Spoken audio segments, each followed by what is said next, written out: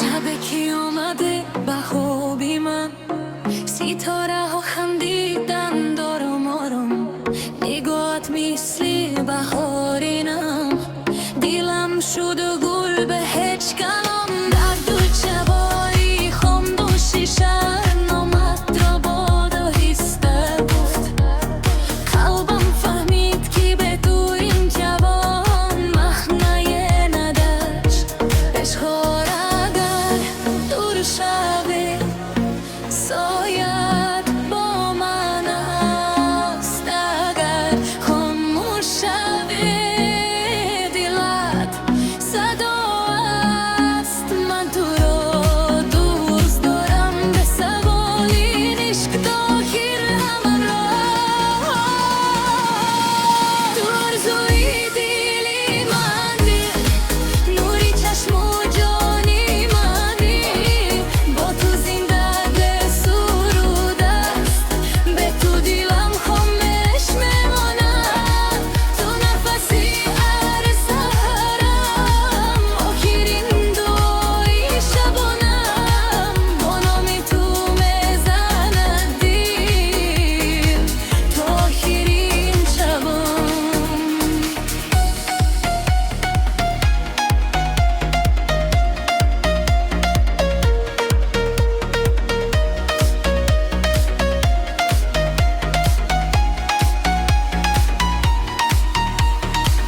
دستت را ده بیارم براه که آخر ندارد، در آنجا عشق فقط شده است و عشق پای از گنگ نمیمیرد.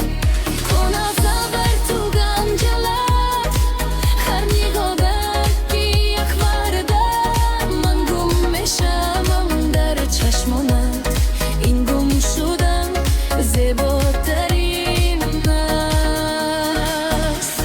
عشقا اگر باران شود قسمت، من چتری تو میشم. اگر خسته شود دلم، من آرامی تو میشم.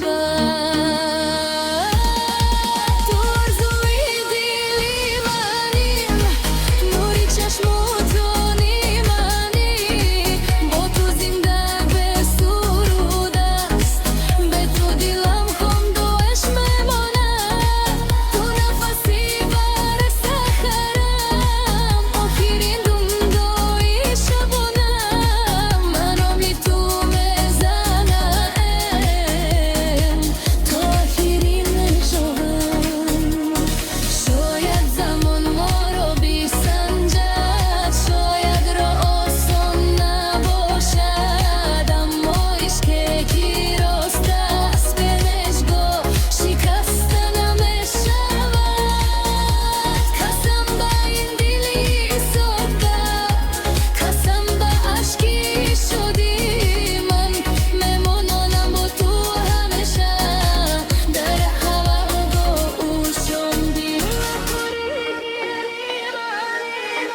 سرودی ناگفته منی،